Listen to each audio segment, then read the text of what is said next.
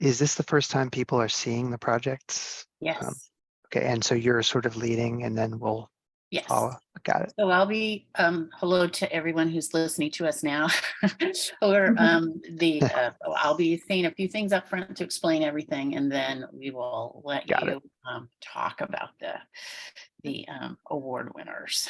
Excellent. And A apologies, lot I of wasn't people able to. sitting on their hands. All 30 people right now that have come in are sitting on their hands, just waiting with bated breath to hear about the chapter awards. So Katie, just tell me when you want me to get started. Yeah, we have a good critical mass now if you want to jump in right now. Well, there's still people coming in. And here we've got another jurist, so let's let that happen. Trying to find where I downloaded the deck that you sent. So many things. Hey, David. Hello. I think your name is AIADC Chapter Awards, so if you want to change your name, that would be well. Let's see. Let's see if I can remember how to do that. It's the 3 dots. If you go to your little face on the screen, you see the 3 dots. Yeah, got it. It'll let you do that. Okay. So, all right, we've hit 40, so I think we will get started. Welcome everyone to the 2023 Chapter Awards Roundtable. I'm Mary Fitch. I'm Executive Director at AIADC. With me today, cleverly hidden behind that dark circle, is Katie Spencer, our Programs Director. Say hi, Katie. Hi, everyone. And we're so glad you've joined us. We're delighted to have our 4 of our 5 jurists, and I think our 5th one will be joining us shortly. To discuss the 19 projects that received awards out of the 147 projects that were submitted. With us on the call today are Adam Urinsky, FAIA, Principal at Architecture Research Office in New York. Wave, everyone wave when I say your name. Michael Frederick, AIA Partner at Frederick & Frederick in Beaufort, South Carolina. Amy Gilbertson, FAIA Principal at Trivers in St. Louis, and David Darling, FAIA Principal at Adlin Darling in San Francisco. Joining us shortly will be Jennifer Yost, FAIA Partner and President of BJAA in Minneapolis. So we'll have all of our jurors on so that you can hear the stimulating discussion. So our juries are selected by the Chapter's Design Excellence Committee. And if you'd like to contribute to that effort, please contact the committee, which can be found on the AIADC website, aiadc.com, under committees. And we thank the Design Excellence Committee for their stellar work on this jury. Let me tell you a little bit about the program here. The Chapter Design Awards program recognizes excellence in the categories of architecture, interior architecture, historic resources, and urban design master planning. The program not only demonstrates the value of good design, but also illustrates the wide variety of services performed by architects. It's conducted independently of all other awards programs sponsored by the Institute and other AIA components. As it says in our call for entries, the jury has the sole discretion to decide whether a project should receive an award or citation or not. As with our 3 previous years, though, our jurors are asked to consider design quality, the context, the size and scope of the project, and most importantly, the framework for design excellence, which you'll hear some of our citations relate directly to that. The jury reviewed the projects over the last couple of weeks, and we met together on Monday to hear their decisions. Katie Spencer and I were on that call, as was a member of the Design Excellence Committee, William Hendricks. So we're now going to show you the 19 winning projects, but I just want to let you know that this jury did a significant amount of category trading. 3 of the winning projects were moved from their submitted category to historic resources. As we said, the jury has the sole discretion, so they can move things around all they want. So I would just letting you know this ahead of time so that if you find your project in a different category than the one in which you submitted.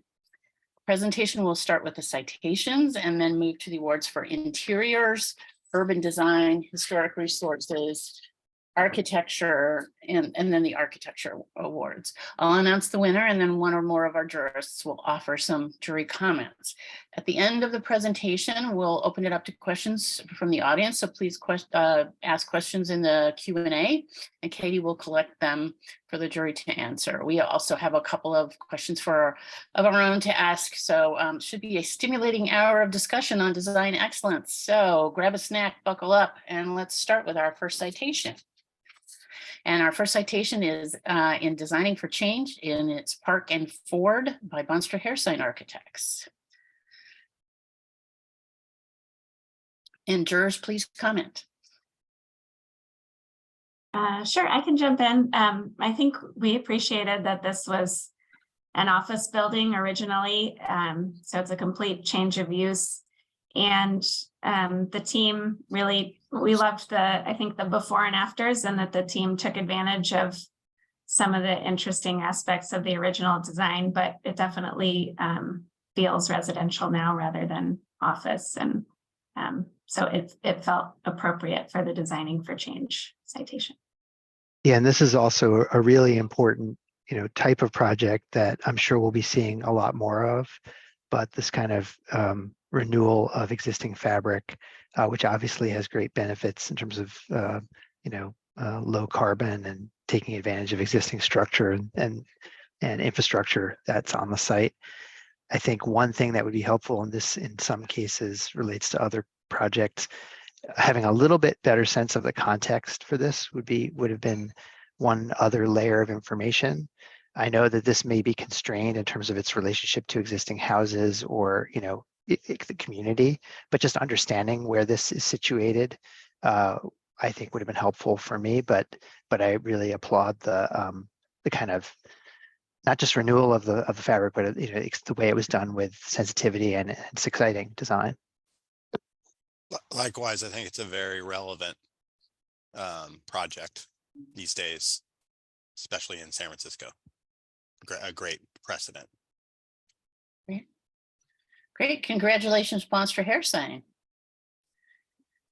Okay, our next citation is for Designing for Equitable Communities, and it's for the Langston Terrace Revitalization and Sustainability Plan by Beyer Blinder Bell.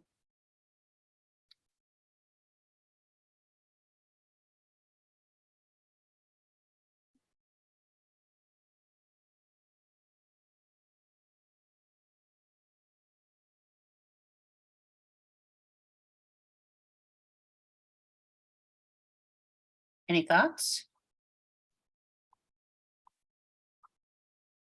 I think housing is an incredibly important issue, certainly in New York City, but in all locations, rural and urban.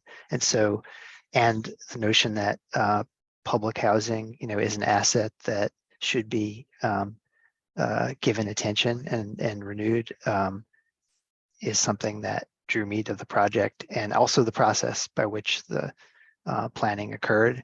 I think it would have benefited from more information about the larger, elements of the plan that were new. There was some implication of future structures, which would help foster community on the site. But I think in my view, part of this was applauding the fact that this has been presented for an award and try to elevate this so that others will think of these types of projects as being important, which they are, I think, for a variety of reasons. Great, and congratulations, Beyer Blinder Bell. So the next citation is also for Designing for Equitable Communities for Prather's Alley by L Studio.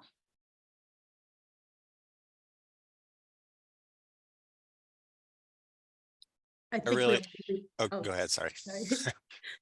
I think we all really responded strongly to this project, the kind of positive energy, the kind of creative use of very minimal resources, and the community engaged process, really focusing a lot of work and a lot of effort and a lot of passion into a space that would be missed by most people and not seen as an important, potentially community space.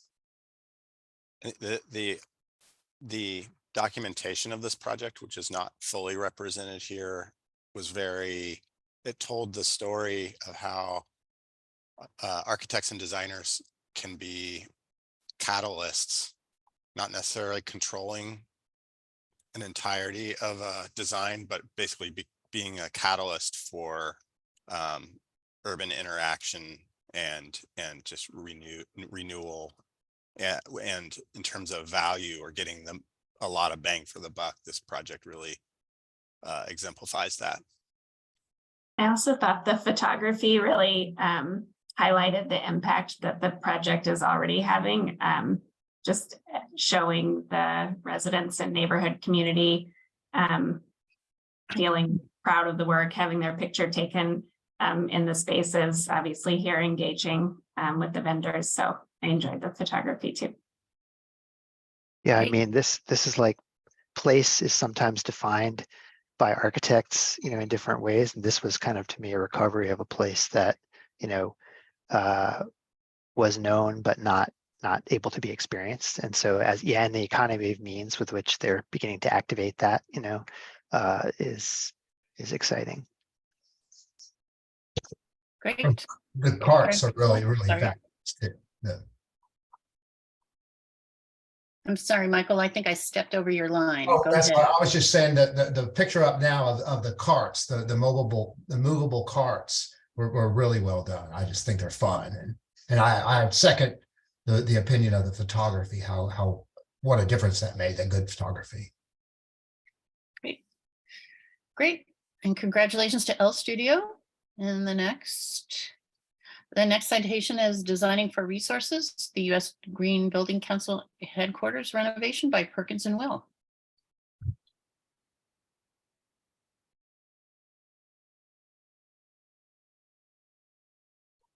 I think in this one, we had some discussion about the fact that there was a lot of reclaimed materials and reuse of salvaged furnishings and things like that, but the project still felt like a whole, and we appreciated, I guess, the rigor that went into sourcing things that would otherwise not be used, and incorporating that into a holistic project.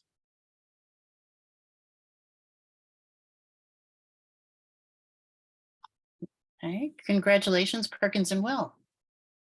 And our first award in interior architecture goes to the Community of Hope Family Health and Birth Center by Gensler.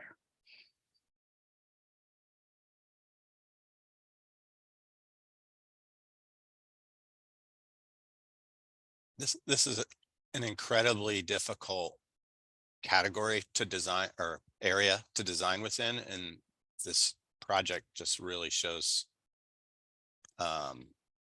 a lot of depth of thought in the psychology of space, tactility, acoustics, and just the psychology of design. The integration of art as well, which is depicted in this slide, was really a wonderful part of the project. Great, congratulations to Gensler. Our next award is in urban design and master planning and goes to Franklin Park by Studios Architecture. I think this one checked most, if not all, of the boxes for us in terms of both presentation, so telling the story of the history and of the site and the process of design, and then of course the planning and then the completed project. So really well presented visuals combined with the text and diagrams, yeah, I mean, probably one of the most complete, I think, and from my perspective, sort of thorough presentations of the project. So really appreciated that. And the photography is great, as well.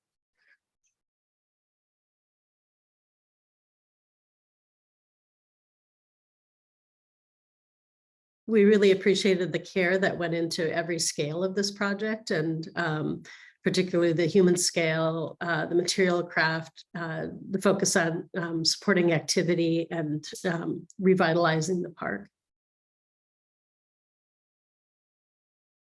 Great, congratulations to Studios.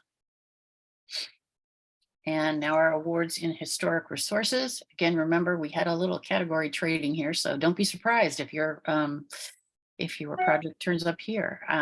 First is 1222 22nd Street Northwest by Perkins and Will.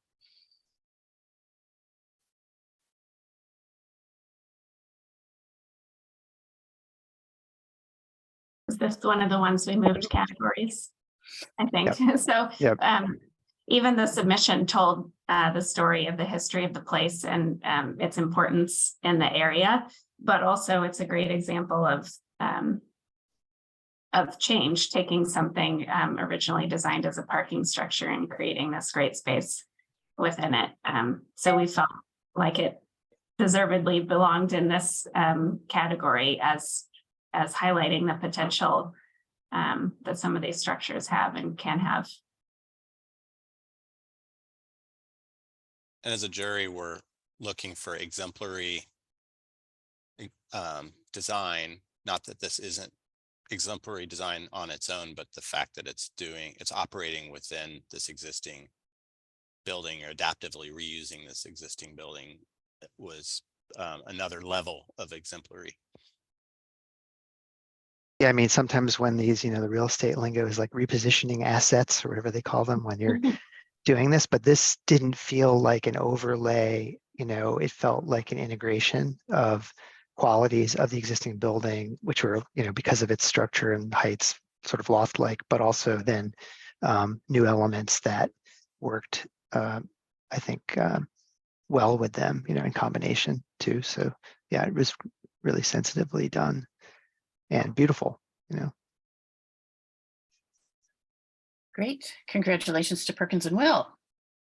Next up is Carver Hall by Monster Hairsign Architects.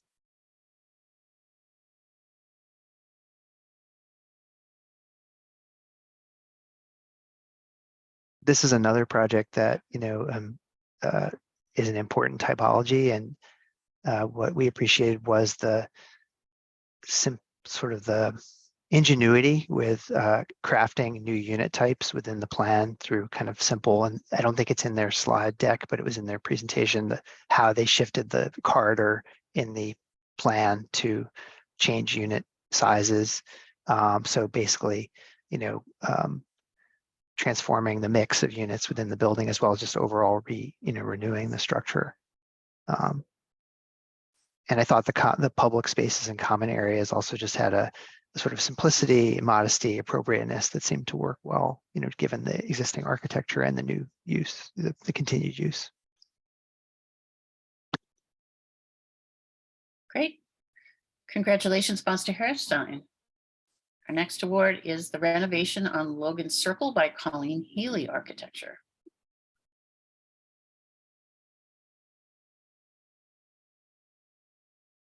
I thought this project showed an incredible sensibility about how old and new can come together, how tactility, like texture, color, materiality, all become balanced and support one another. So there's a real evidence of sensibility and a great example of converting something into the new that has a great sophistication. Yeah, I also think the modifications that were made to the project had a huge impact, rather than it just being a nice renovation of an original piece of architecture that was already beautiful. There are some really strategic changes in the project that don't take away from its historic integrity and really enhance the space a lot. Yeah, there's a real legibility is the word I was looking for. Yeah, and one example of what Amy's talking about is that skylight and the way the structure's pared back, but you see express the floor joists. And so there's a kind of exposing of the layers of the building's history, in a way that was quite beautiful. Congratulations to Colleen Healy. All right, next is The Assembly by ZGF.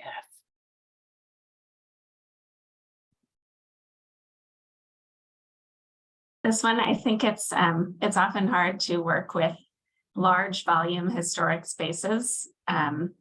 You can't really carve them up or create additional floor plates in them.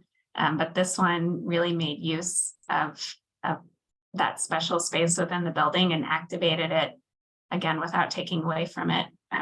So in particular, I liked that part of this project. I'm glad this award is coming after the last one because it's doing a lot of the same. It's employing a lot of the same sensibility, but at a massive scale with very complex program integration. And that's really, really hard to do, which puts this project on a whole pedestal in and of itself.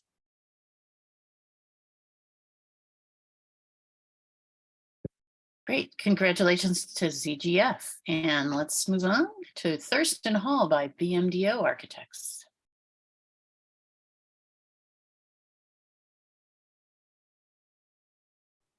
I love the sort of Paranesian quality of this space. And when you see what it was before, it's such a great example. Again, the word exemplary comes to mind of how you can articulate a few moves can start to articulate human scale and shape and create this mastery of placemaking. I think one of the really wonderful things about this was the urban section and kind of how it created these connections between inside and outside, and really activated all of these places with kind of appropriate proportions and uses for people.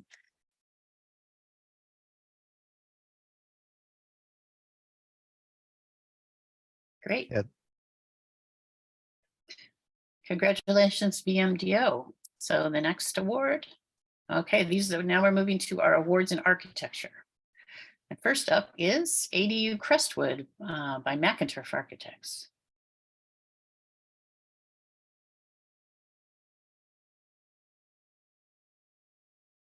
I really appreciated this project because it struck me that it was not designed on a computer.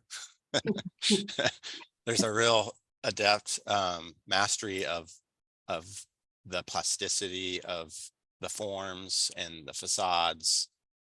And it was sort of nostalgic for me because it reminded me of the late David Nyland, who had a house in GA 13.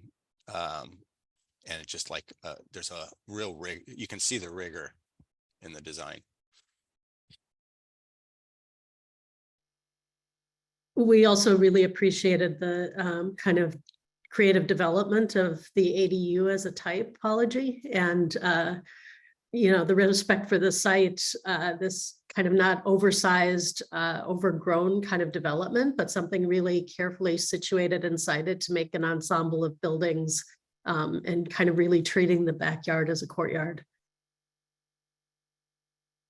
Yeah, I think the massing is really of the ADU and then its relationship to the existing house, and then the garage. It's just a really great, as Jennifer said, ensemble. I mean, it just the scale and the formal quality kind of all play well together, which is really hard to do in a project like this. Like, it just feels like a great fit of new and old.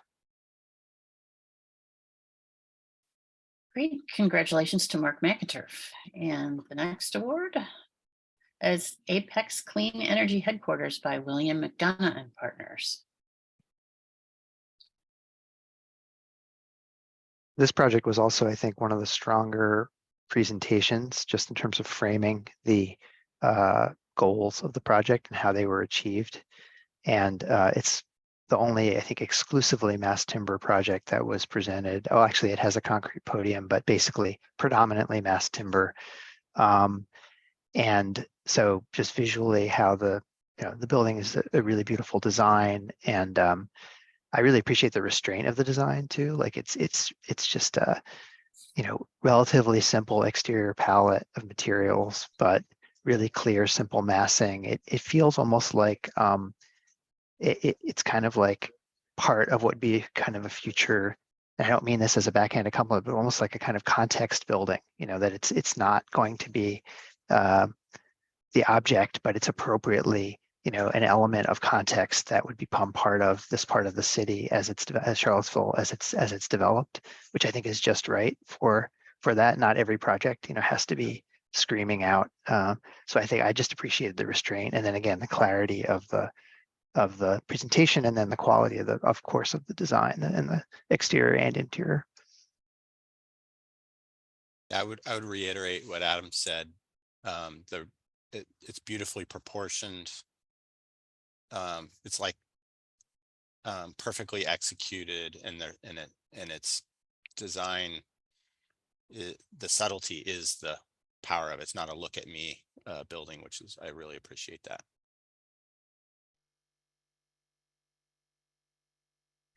And congratulations to McDonough and Partners.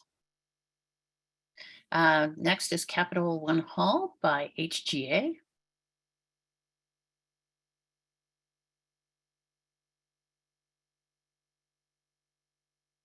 I think on this, go ahead. go No, ahead. go ahead. No, Sorry. you go. I was gonna say, I think we were starved for more information about this project, Yeah.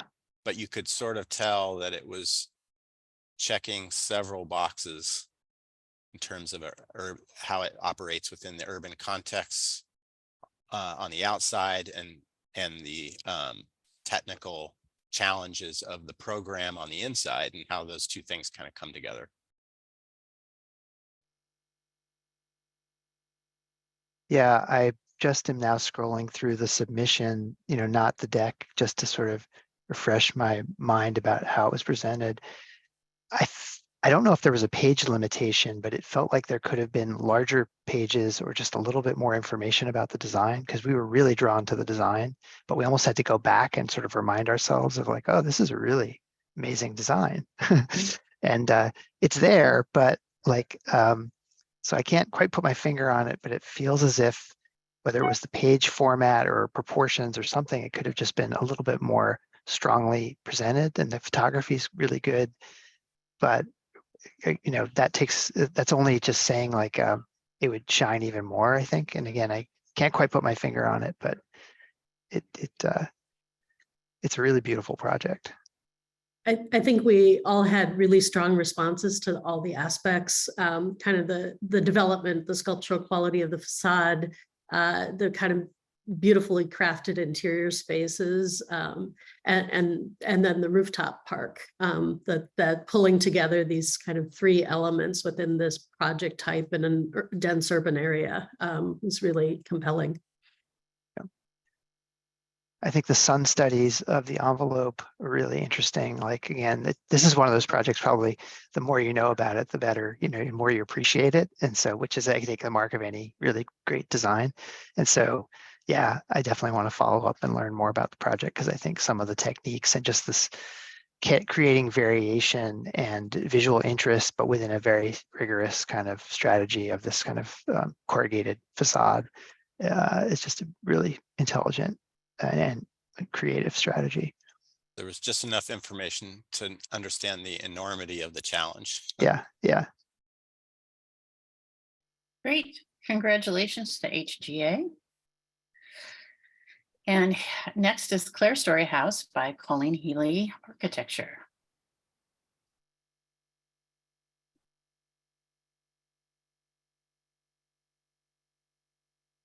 Learning that this project was designed by the same firm that had designed one of the other award-winning projects gave me even more comfort about the award, because it's completely, the sensibility is the same, but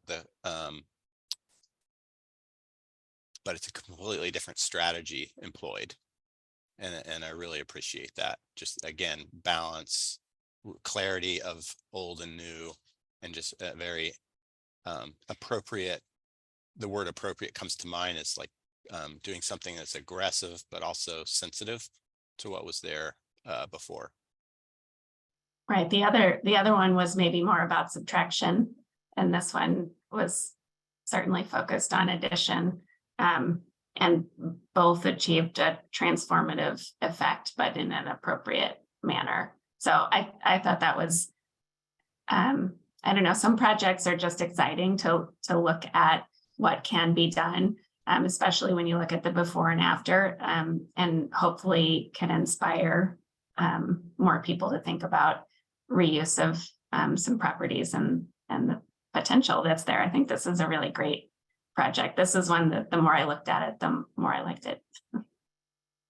Yeah, really appreciate this project. And, you know, on the one hand, it's a really bold move to do this, but it really works. Like there's just a rigor to how the clear story, you know, was used as obviously a light gathering element, but just the whole way in which it engages the masonry walls that below it. And yeah, and also the use of skylights within that. So this layer that's been kind of added to the top itself has another layer within it, which is the structure and the sort of apertures for the skylights. So it was sophisticated design. Great, and congratulations again to Colleen Healy. And next up is another Colleen Healy called Middle Garden. We did not know, by the way, that these were, we don't know who the firms are when we're looking. Right. And honestly, I didn't connect all three of them visually. So yeah. I would say this project in particular, but all the submissions from this firm are beautifully presented. This one was extremely clearly presented and also really well photographed. And, you know, as jurists, sometimes that can, you know, you kind of say, oh, it's just a beautiful photograph, but you can see the level of sensitivity and proportion. So kudos to the documentation.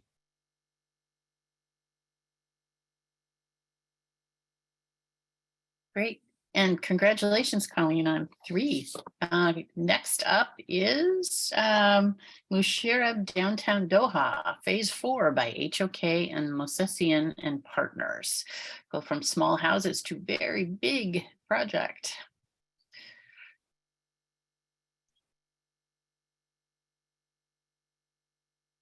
I think we all appreciated the design, which is quite beautiful and restrained. This is definitely a presentation that would benefit from some sort of additional diagrams, context information, explanation. So, but it was really on the strength of just the design that and the way in which it, you know, builds out a context within the city in a sort of scale a way with respect to scale and materiality that seems sensitive, that kind of put it over the line for me at least. But I think this one, I would strongly advocate if they present it again or submit it for other awards, add, you know, more background about context or solar orientation or just other ways in which the performative qualities of these facades, you know, function. It was clear to us that this was working on so many different levels, and you know, while it was sculptural and the facades were really beautifully developed, the kind of thickness, the overhangs, all of this seemed to be also performative, and we were really interested in finding out kind of, you know, how it was developed and how it was kind of tested. Particularly wonderful was the development of each facade and kind of the rhythms and patterns and the kind of depth of this kind of interweaving of layers that you could see on each one. And it really relates directly to having done work in Doha, to the climate there. It's a great reaction. There's a really sophisticated kind of superimposition of the layers, which directly respond to the climate, and then on the urban scale, really subtle responses and dialogue between each of the buildings. Yeah, some of the articulation and use of materials called to mind for me. The Rafael Mineo, some of my favorite projects that he's done with their similar reasons, because they're ultimately sort of really grounded in an urban and, you know, appreciation of urbanism and how an individual building or group of buildings define, you know, the urban realm. So yeah. Yeah, it reminded me of his Rafael Mineo's City Hall Yeah. project. For sure.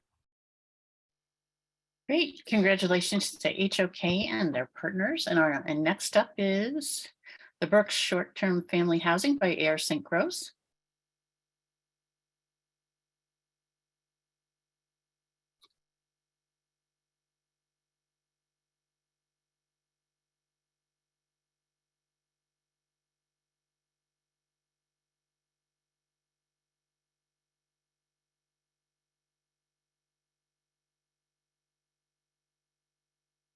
I appreciated the clarity of the building planning and massing, the simplicity of the material palette, the way in which variation was created, in the scale of apertures in the envelope. And yeah, the kind of modesty of the design, but within a limited palette and constraints, had places of invention and that connected inside and outside. Yeah, I think there were a lot of thoughtful details in the project too, which the presentation of the project helped highlight as well.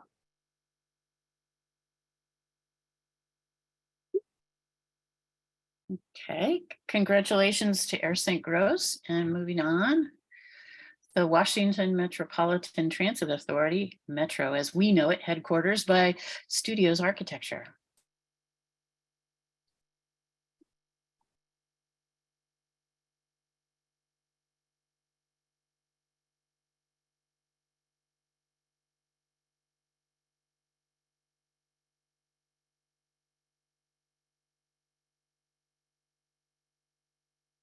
This was another one that made good use of an existing building, but in this case, pretty well transformed the envelope.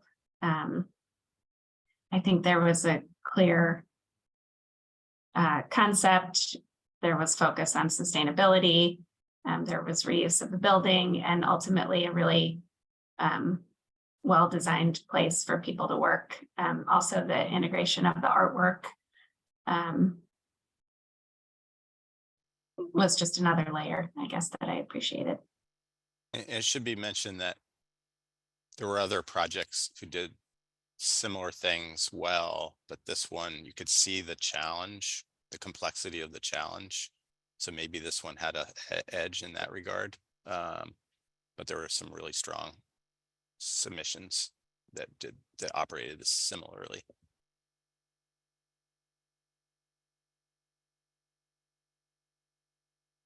Great, and congratulations to Studios. And I think that brings us to congratulations to all our winners. Round of applause, which we can all hear. So we've got just about 20 minutes to talk amongst ourselves about things. I'm going to ask you a question about the design framework, but I also was really taken by one of the comments, I think, David, that you made about how we're much more adventurous here in Washington related to historic resources, reusing historic resources than your experience in California, which of course blew us all away who were from DC. If you could talk a little bit about that, I thought that was a really interesting comment. I'll try. The Secretary of Interior standards for historic renovation has a passage about the clarity of the new in contrast to the old. So it has to be compatible, but also distinguished from. And that can mean a lot of different things for a lot of different projects. And I feel like there's a level of, I feel like in the Bay Area, we tend to be a little too conservative. And I don't know if it's the regulatory framework that makes us that way. Just getting beat up all the time. But I think it's good to push the boundaries, but also to understand what that means, and to respect the past in ways that don't limit the future, if you will. So we do, yeah, we get into these tangled webs of semantics and in that conversation, because there is pure restoration, which is also the integrity of that is a completely different topic. But when you're adaptively reusing or transcending something, but you still want to respect the integrity of its original design, that I think there's a delicate balance there. And I think we saw a lot of entries, even ones that didn't win awards, that did that really well, and with a certain degree of aggressiveness, but also sensitivity. That's great. That's good to hear. So I wanted to ask a question about the submissions. What of the winning projects, was there a particularly good submission that you really liked? I know, and I'm not throwing HGA under the bus. Good heavens, you won an award. But in the discussion of the Capital One, you really had trouble going back and forth because you wanted more. You wanted more information. Was there a particularly good one in the ones that that you saw that that you would point to as, this is something that that people should study for when they're submitting awards next year? Yeah, several of them I think would fit that category. So there, we mentioned the Franklin Park was a really clear presentation. I think the Apex Energy project, again, really clear, and particularly with showing the metrics and related to carbon and just the performance of the building, in terms of energy. I think that the houses, the house presentations or houses that we recognized had really clear presentations as well, both quality of photography, but also key cross sections through buildings and diagrams and just ways of framing the story. So the alley project, it was a unorthodox project, but the documentation I thought was really successful, in that you could start to piece the story together and how the project came about and how it operates in real life. So I really appreciated that. Yeah, I think several of the winners also told an integrated story. So even when we're talking about the framework and the criteria there, it didn't feel added on and like, oh, by the way, we also did this. It was really the design concept infused community impact, sustainability, transformative design, as well as a strong concept. And just it was the winners. I feel like it was easier to see that without having to dig too much. And when we have 100, however many submissions to look through, as the ones that had diagrams or easily highlighted really cool, important components of the design were stronger, I think. yeah, and I don't want to beat up on Capital One. Like I just looking at other submissions, that it just seems like maybe they didn't use their full page limit, and they could have either to spread out some information or extend the explanation a little bit more. Again, because we really thought it was a great design and a really beautiful project. So just want to be clear about that. Because other presentations or other submission that we looked at seemed to have a few more pages in length to them. There was no page limit. There was no page limit. Okay. That may have been, they may have used it for another program, but for self-imposed. Yep. So one last question before we open it up to everybody else. The design, the framework for design excellence, we adopted it in 2019, and it was a kind of a hard slog that year for the jury to be able to get through it. And in the last couple of years, it's been a little bit better. But this year, it seemed like the projects all were kind of integrated, and it seemed like you guys didn't have much trouble thinking that way. You want to talk about your familiarity, or how well you were able to review the design framework?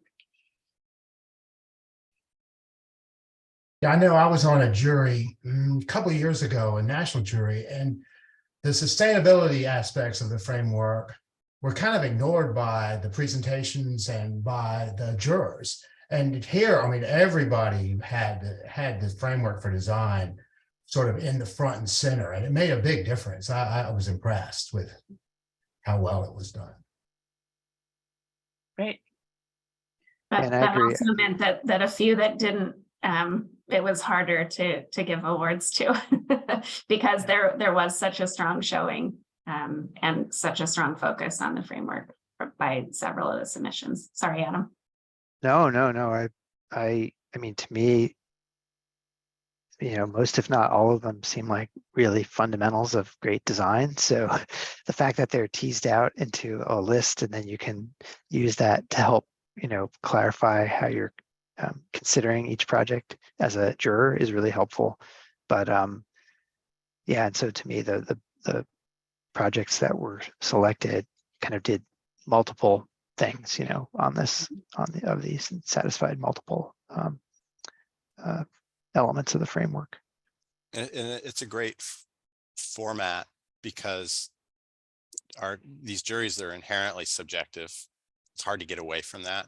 And also it's super challenging because you're always asked to compare apples and oranges and big projects and small projects. So it gives you a basis on which to evaluate the project. So I thought it was really, really helpful.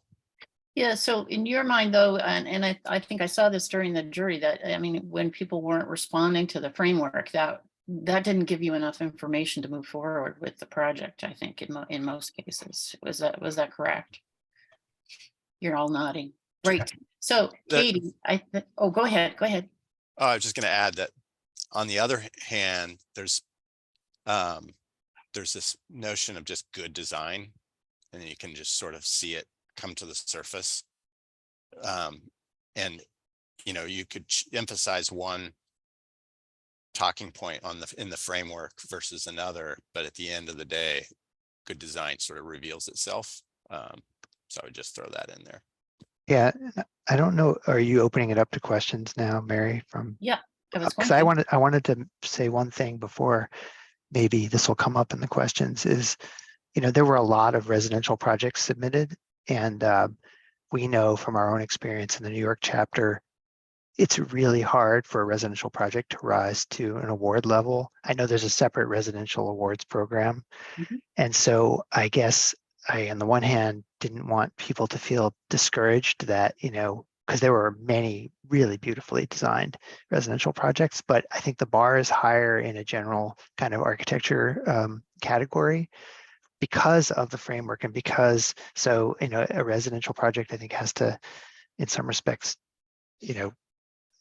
not simply be beautifully designed, home for a specific client, but kind of do more. So, and we just by virtue of our own experiences, like we oftentimes don't enter our residential projects in awards programs if we just feel like it's not truly, paradigm shifting or has a really strong innovative component or material component. We just don't enter them, because we're like, so many people do beautiful, solid design, but that, in my view, doesn't necessarily rise to the level of an award. So again, I don't want people to think, gosh, we do great residential architecture, there's nothing to take away from that other than it's just hard to compete in the field.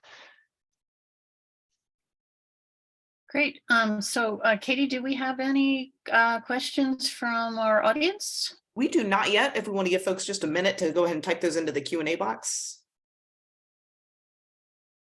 While we're waiting, I would just add to what Adam said that if, again, juries are inherently subjective, and there's a lot of submissions that have to be evaluated in a relatively short period of time, and if a firm doesn't win an award, they shouldn't be discouraged, and they should re-enter it if they think it's worthy. They should re-enter it because there's a element of chance in these juries. I would just throw that out there, not to be discouraged. And there were an incredible number of really strong projects in this batch.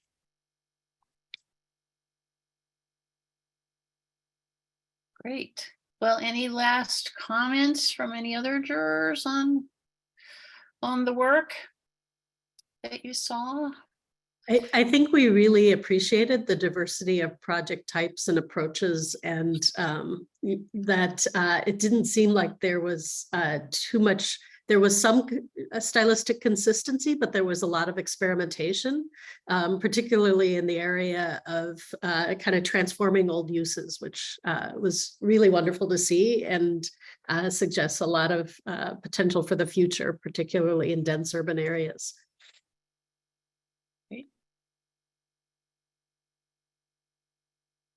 And I would just say, I mean, it's, gratifying to be asked to be on these juries, and, we submit for a lot of awards too. So we are on the other side vast majority of the time. So I feel, grateful, and we definitely take, I take it really seriously in terms of wanting to